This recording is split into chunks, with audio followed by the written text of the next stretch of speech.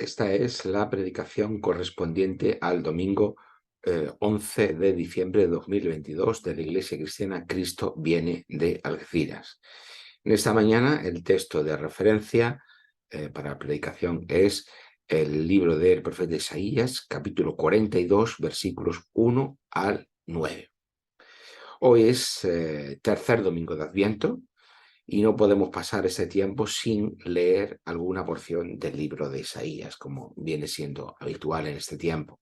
Concretamente, algunos de los pasajes de los capítulos 40 al 55, que es lo que se ha venido a denominar el quinto evangelio, porque los evangelistas están citando constantemente o haciendo referencia constantemente a esta parte del libro de Isaías. Estos capítulos, 40 al 55, conforman una unidad teológica y literaria, y es lo que se conoce como el libro de la consolación. Eh, eh, Se llama así porque son palabras de consuelo a los desterrados, a los exiliados de Judá que se encuentran en Babilonia. Y no en vano el libro comienza así, el capítulo 40, versículo 1 dice: consolad, consolad a mi pueblo, dice vuestro Dios. Por tanto, son palabras de consuelo para los exiliados en Babilonia, transmitiendo la esperanza de que pronto podrán volver a Jerusalén. Estamos en el siglo VI antes de Cristo. Y un poco más adelante en este capítulo, en el versículo 5, se dice: entonces se manifestará la gloria de Dios, la presencia de Dios, y toda carne juntamente la verá, porque la boca de Dios, la palabra de Dios, ha hablado. Por tanto, en este libro se promete la vuelta del exilio y junto con ella, sería mejor decir, se promete la vuelta de la presencia de Dios con su pueblo y, gracias a ella, la vuelta del exilio. Por lo tanto, la presencia de Dios que está acompañada también de la palabra de Dios que ha certificado precisamente esto y que también va, como vamos a ver más adelante, va a ser responsable de la renovación de la creación. Sin embargo, lo que encontramos en el corazón de este libro de la consolación no es, aparentemente, no es la vuelta de la presencia de Dios tal y como esa presencia había ocupado el templo anteriormente, sino lo que encontramos es la figura un tanto desconcertante del siervo de Dios, que es una figura un tanto ambigua, porque muchas veces no sabemos exactamente quién se está refiriendo. Está, digamos, descrito de una forma un tanto ambigua o abierta, con lo cual ha dado lugar a muchas especulaciones. Lo que nos dice Isaías es que a través de este siervo de Dios,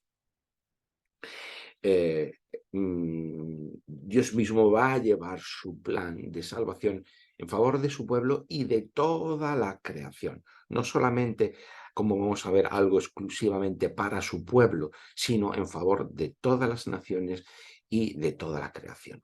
Y esto es lo que estructura todo el libro hasta el capítulo 55. En ese capítulo 55 se cierra el libro,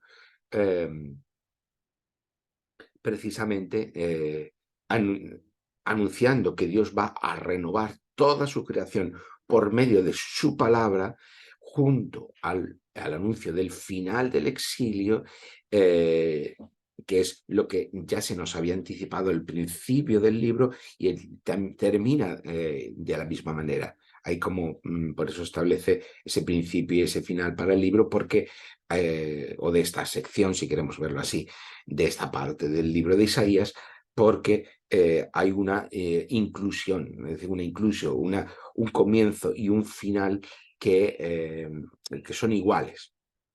Dice el capítulo 55, versículos 11 y 12: así será mi palabra que sale de mi boca. ¿Os acordáis? Que hemos visto precisamente en el 40 capítulo 40, versículo 5, que dice esto mismo. Entonces se manifestará la gloria de Dios y toda la carne juntamente lo verá porque la boca de Dios ha hablado.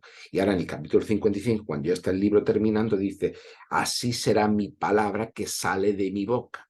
No volverá a mí vacía, sino que hará lo que yo quiero y será prosperada para aquello para lo cual la envié, porque con alegría saldréis y con paz regresaréis. ¿Vale? Por lo tanto, se está hablando, no exactamente en este versículo, sino en lo que viene a continuación y lo anterior, precisamente de igual que la lluvia renueva la tierra, de esta misma forma la palabra de Dios va a renovar la tierra y va a permitir la vuelta del pueblo de Dios a Jerusalén. Porque con alegría saldréis y con paz regresaréis. De esto es lo que habla esta parte del libro de Isaías. Y lo que resulta muy importante entender es que el exilio no es solo un hecho histórico que dice que en el año 587 a.C. el reino de Judá fue llevado cautivo y exiliado por el imperio babilónico, o que el reino del norte en el 722 a.C. fue llevado cautivo por el imperio asirio. El exilio de la Biblia es mucho más que eso, que un hecho histórico. Es el marco para hablarnos de la relación de Dios con su pueblo. Hay, digamos, como dos ejes fundamentales para hablar de la relación de Dios con su pueblo y con toda la creación, porque no olvidemos que la relación de Dios con su pueblo no es solamente una relación exclusivista, sino que Dios llama a Israel para sea instrumento o medio para llevar a cabo su salvación y para ser de bendición a todas las naciones. Y por lo tanto, la relación de Dios con su pueblo no es una relación exclusivista, sino es una manera de explicar la relación de Dios con su propia creación en su conjunto. Por lo tanto, esos dos ejes, uno es el éxodo y otros es el exilio. En realidad son dos salidas completamente distintas, porque mientras que la salida del éxodo representa la salida de las estructuras del mundo, tanto de la estructura de la política, de la economía y de la cultura del mundo para encontrarse con Dios, para llegar a Dios.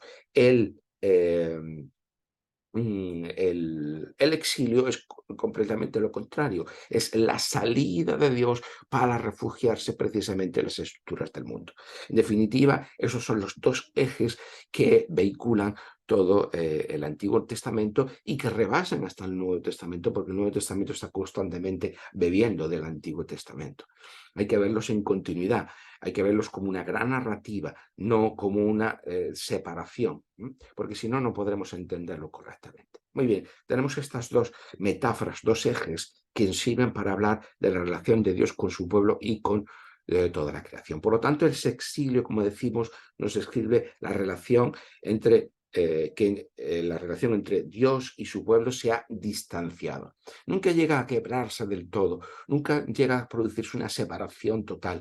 ¿Por qué? Porque Dios no lo permite, porque la misericordia de Dios no lo permite, pero sí que hay un debilitamiento y un distanciamiento en esa relación. De eso es lo que nos habla realmente en el fondo el exilio. No es solo, como digo, una circunstancia, no es solo un hecho histórico, es un quiebre en la relación con Dios y es poner en cuestión que Dios vaya a cumplir con sus promesas.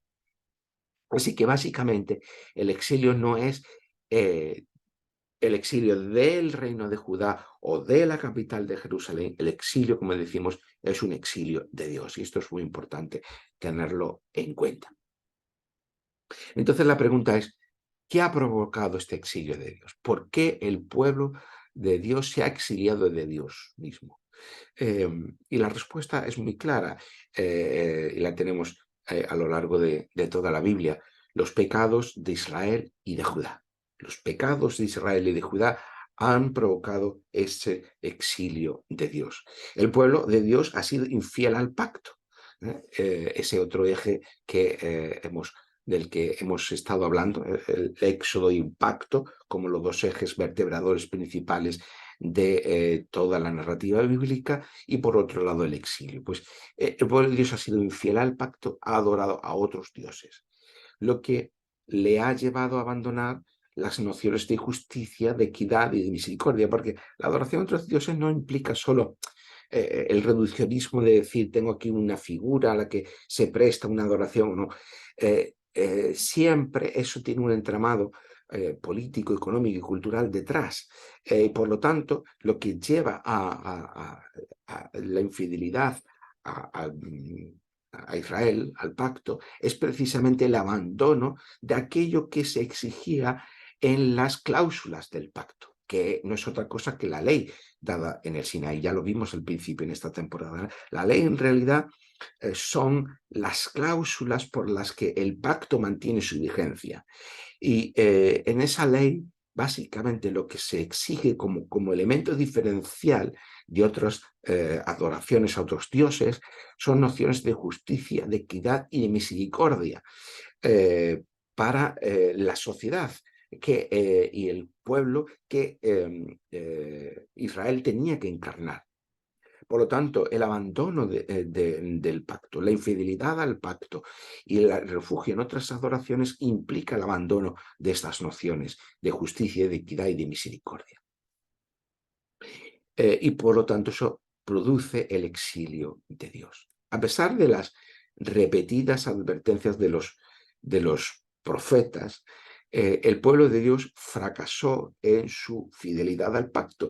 Los profetas están anunciando el desastre que va a venir, están advirtiendo de las consecuencias, están advirtiendo de una necesidad de arrepentimiento, pero un arrepentimiento que no es un arrepentimiento subjetivo ni emocional, ni privado, es un arrepentimiento, es un volverse a Dios, un volver a recuperar la adoración al Dios verdadero y volver a retomar la relación de pacto con Él, con Dios, y respetar esas nociones de justicia, de equidad y de misericordia.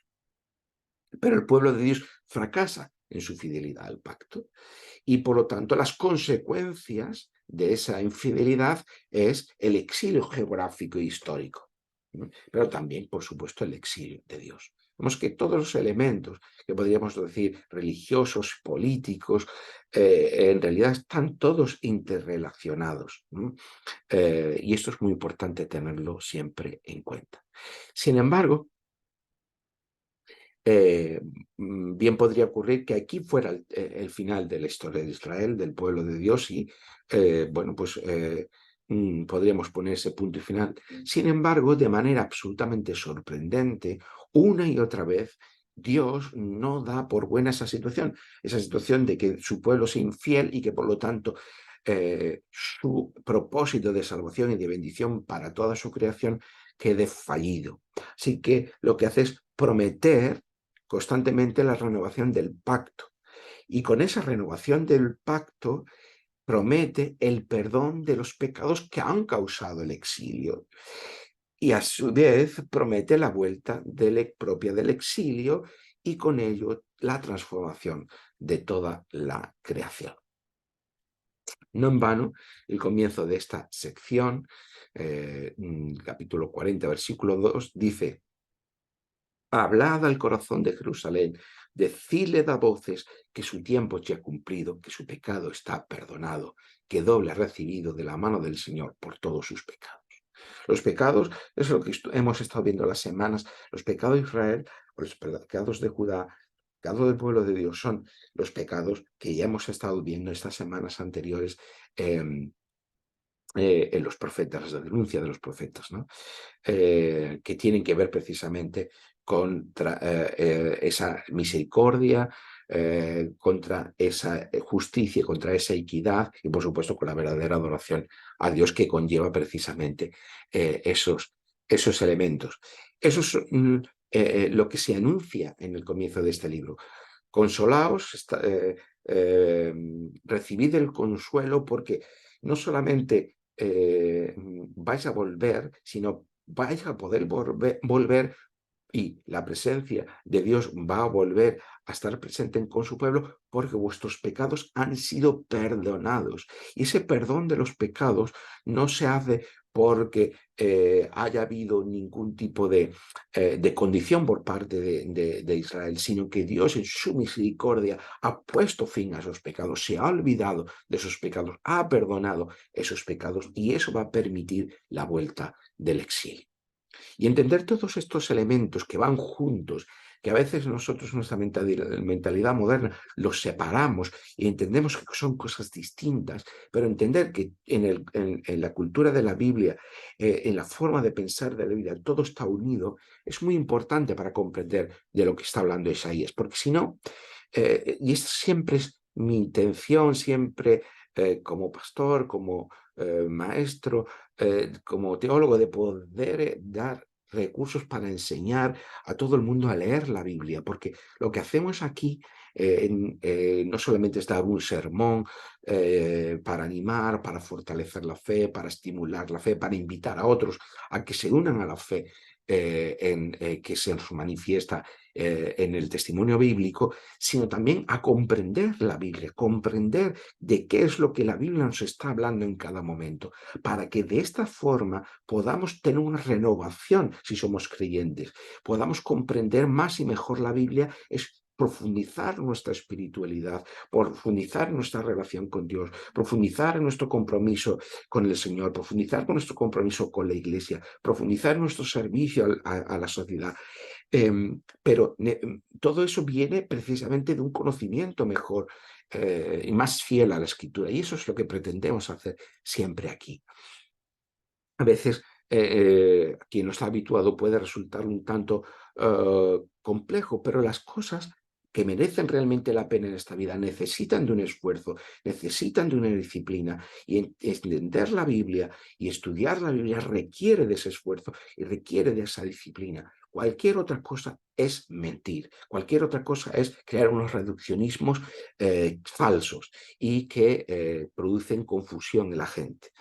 Eh, Perdón por esta digresión, pero creo que es importante tener claro algunos elementos que a veces doy por supuestos, pero no da tiempo muchas veces en el espacio de una predicación tan corta poder abarcar muchos de los elementos que sean necesarios. Muy bien, pues esto es todo, entender toda esta forma de plantear las cosas por parte de Isaías o en el texto de Isaías es necesario para entender después lo que los evangelios van a decir acerca de Jesús y cómo van a presentar a Jesús. Si no entendemos estas cosas, no vamos a entender los evangelios dentro de lo que los evangelios proponen por sí mismos. Podremos entender nuestras claves que al final estarán desvirtuando o deformando el mensaje que pretenden transmitir. En este capítulo 42, en el que ahora ya nos centramos, forma parte de los conocidos cantos del siervo. Aquí, como ya hemos hablado, aparece una figura un poco no definida del todo, no sabemos bien quién es, no sabemos bien qué se refiere, que hablan de un siervo de Dios. Ese siervo de Dios es por medio del cual Dios va a hacer posible todo esto que estamos hablando, que está ocurriendo o que va a ocurrir y de lo que nos está hablando en el libro, ¿no? Renovación del pacto, vuelta del exilio, perdón de pecados y transformación de la creación. Este siervo de Dios va a hacer posible que esto ocurra.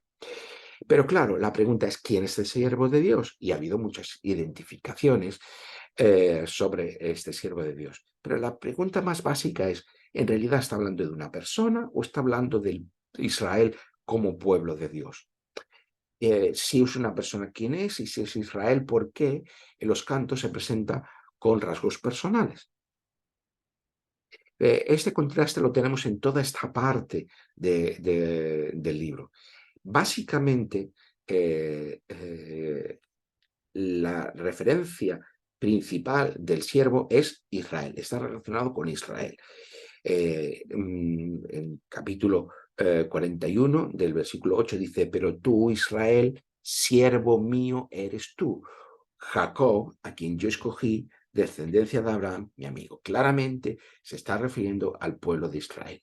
Y además, no solamente en este capítulo, sino en otras partes, como en 44, versículo 1, el 44, versículo 21, 49, versículo 3, y bueno, no es una lista exclusiva, seguramente habrá más referencias en todo esto. Pero es cierto también que esta designación de Israel en otros momentos pasa a adquirir unos rasgos personales, como si hablara de una persona. Por ejemplo, el capítulo 42, versículo 1 y siguientes, 1, 2, 3 y 4, como vamos a ver más adelante, o en el capítulo 53, que es un capítulo fundamental en toda esta serie, del versículo 2 en adelante, están hablando de un siervo de Dios con características personales.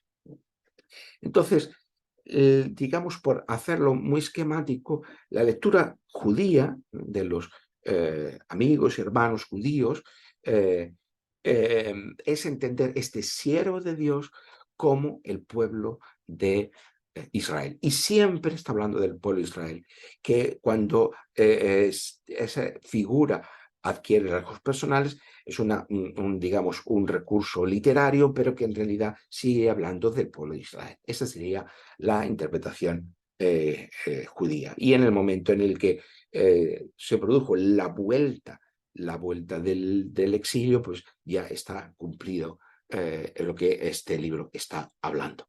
Mientras que la lectura cristiana es siempre entendido como una persona.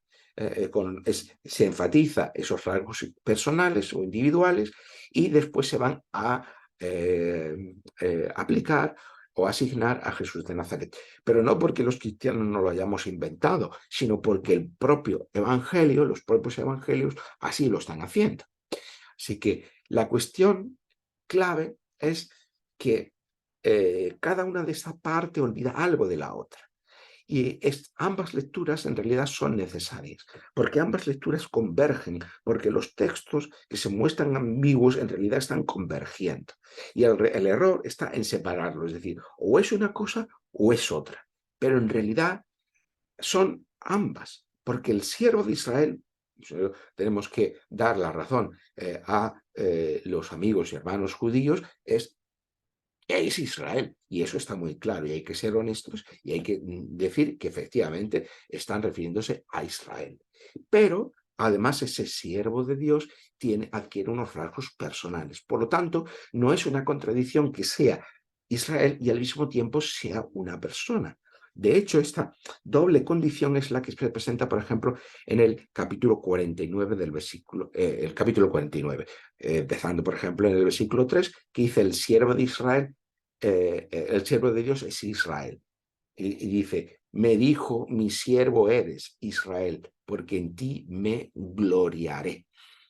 Vuelve aquí a hacerse claramente diciendo que el siervo de Dios es Israel. Pero al mismo tiempo, en el versículo 5 de ese capítulo 49, el siervo es una persona distinta de Israel.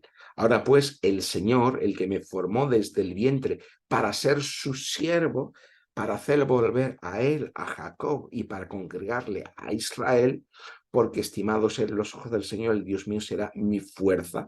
Veis que aquí el siervo y Israel son distintos. Quizá alguien podría decir: bueno, pero ese siervo está refiriéndose al propio profeta. Bueno, pero la idea viene a ser la misma, es decir, hay eh, una distinción entre un siervo personal, como una persona, y el propio Israel.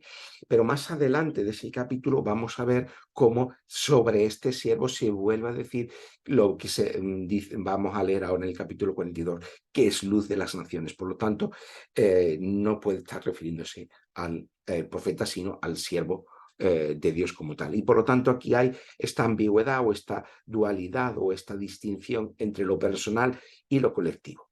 ¿Por qué? ¿Cómo se concilian entonces esta aparente contradicción? Porque el siervo de Dios es Israel, y partimos de esa noción, pero al mismo tiempo es una persona. ¿Por qué? Porque es una persona que está representando al pueblo de Israel. Allí donde el pueblo de Israel ha fallado, el siervo de Dios, en representación de su pueblo, lleva a cabo la obra de Dios, ¿no? Israel es el siervo de Dios, pero ese siervo de Dios ha sido infiel al pacto. Y entonces ahora va a venir un nuevo siervo de Dios, que es una persona que representa al siervo de Dios, que es Israel, como pueblo, y que entonces él, este siervo, sí es el que va a ser fiel al pacto.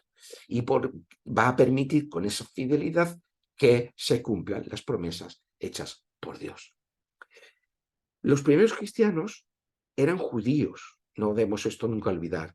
Es decir, no eran cristianos en el sentido que entendemos cristianos hoy, eran judíos, creyendo cosas de judíos.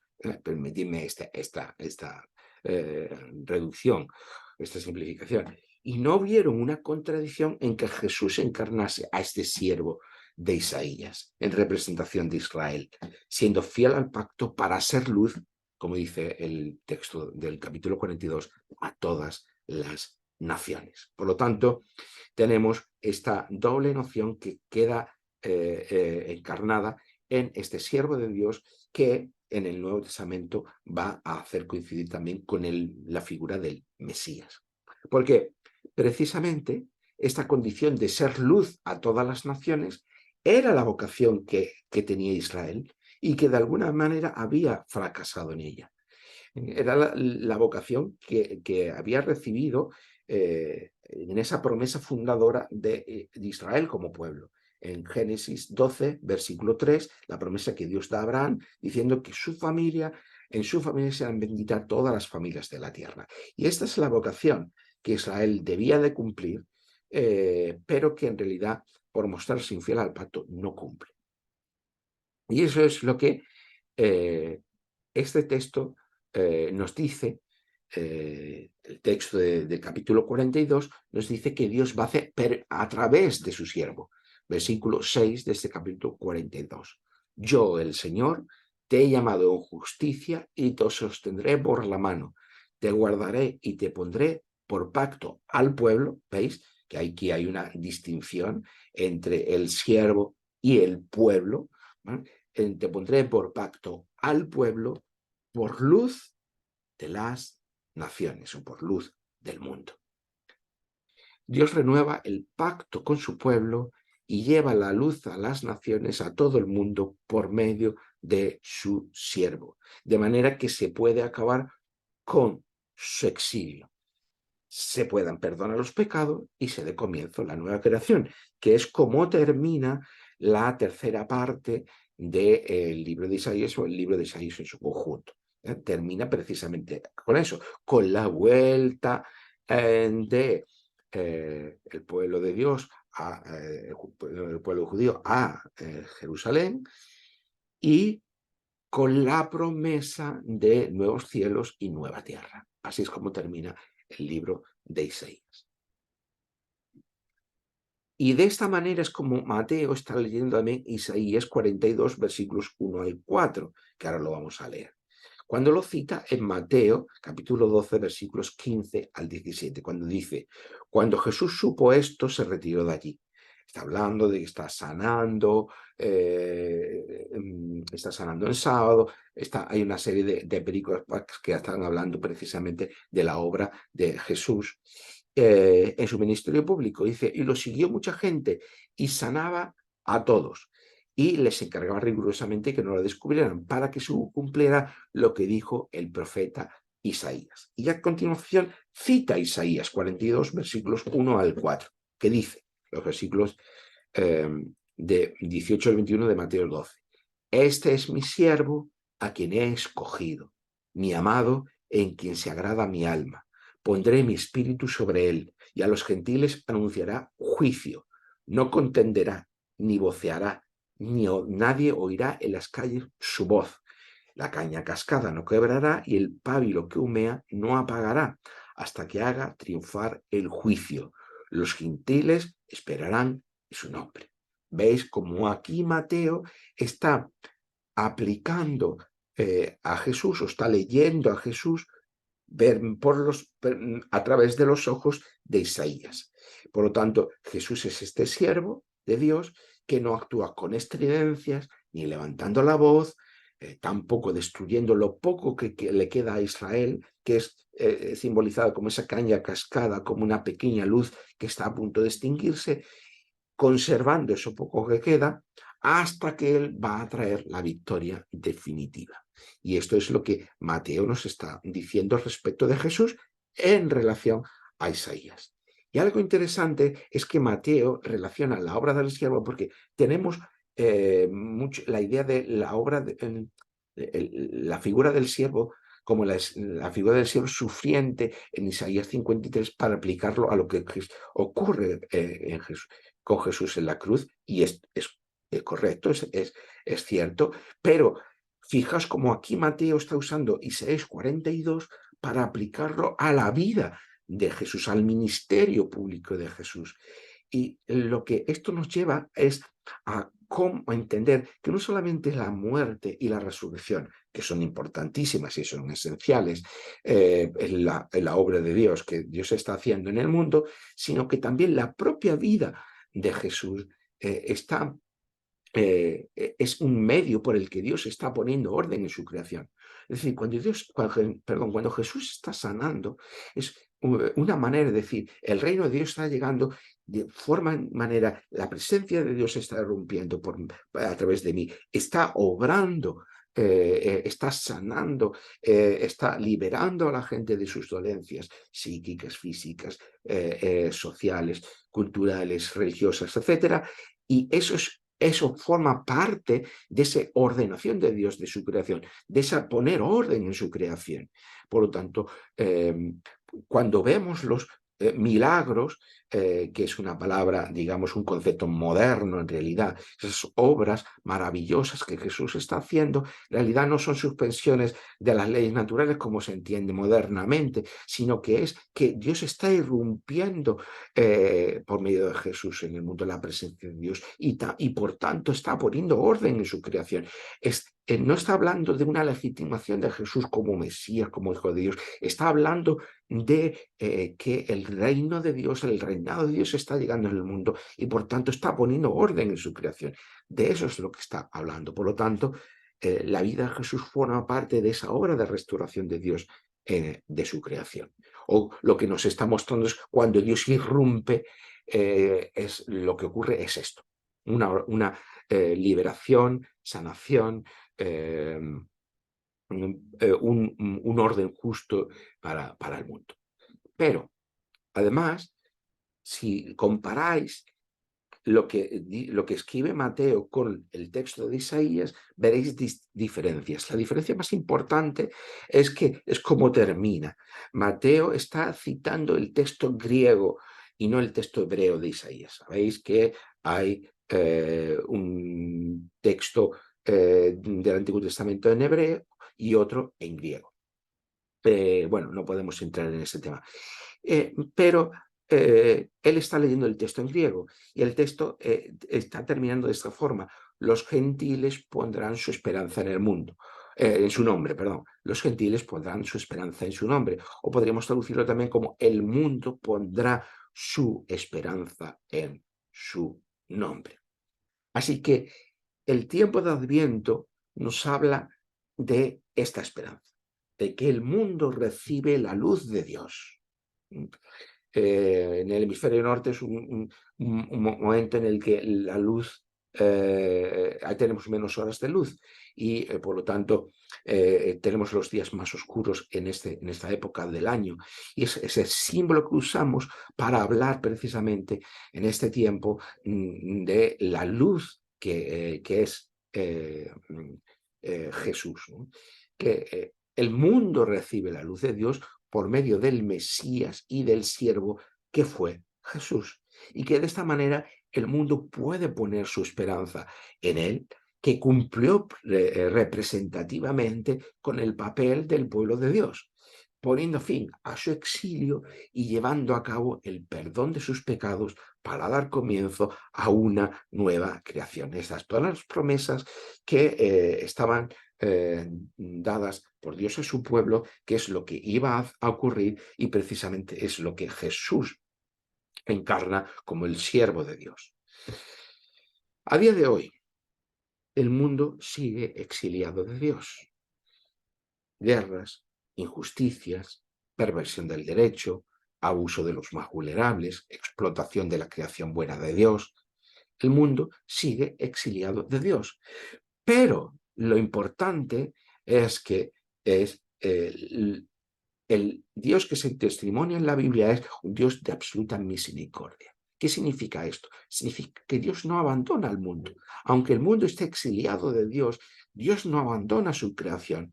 Dios sigue teniendo amor y misericordia por su creación y por todos nosotros como parte de su buena creación. Y por lo tanto, Dios no abandona su creación. Dios sigue siendo fiel al pacto, sigue siendo fiel a su proyecto de salvación y por lo tanto su plan de salvación sigue en marcha, sigue en marcha. Dios no se ha olvidado de su creación. Pero en estas circunstancias en el que ya el siervo de Dios lo vemos de forma retrospectiva y lo que estamos esperando es el cumplimiento de la nueva creación, el pueblo de Dios hoy sigue teniendo la vocación de anunciar y de encarnar la esperanza de este mundo nuevo. Un mundo dado a luz, permitidme el juego de palabras, por quien es el siervo de Dios, Jesús de Nazaret. ¿Os acordáis de que en Isaías se promete que Dios renueva el mundo por medio del siervo de Dios y de su palabra, manifestándose así la gloria de Dios? Esto es lo que nos decía Isaías, ¿verdad? Lo que hemos dicho al principio. Pues eso ahora tiene todo su sentido. ¿Por qué? Porque Jesús es presentado precisamente así en los evangelios. Por eso es muy importante conocer bien el Antiguo Testamento, porque si no, no vamos a entender el Nuevo Testamento. Jesús es precisamente presentado así por los evangelios, como el siervo de Dios, como la palabra encarnada de Dios y como la presencia de Dios hecha tabernáculo en su persona, con las tres promesas dadas por Dios a su pueblo convergen en Jesús. Por todo ello, podemos poner nuestra esperanza y nuestra fe en su nombre.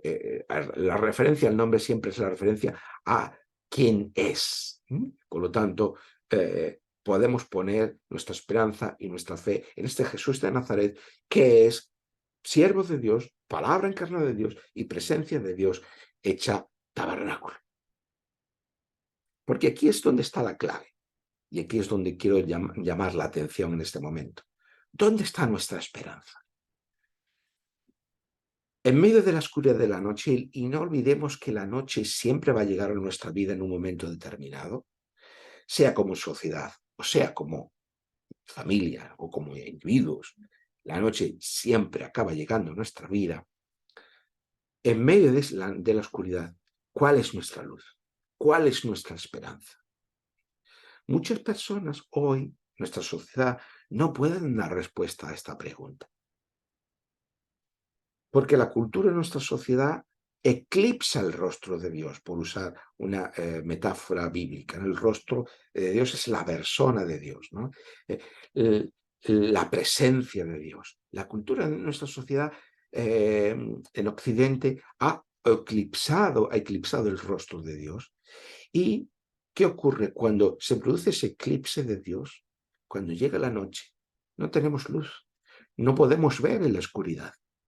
Y de esto se trata. Este es el mensaje que estamos transmitiendo hoy en ese tiempo de Adviento que nos preparamos para la Navidad.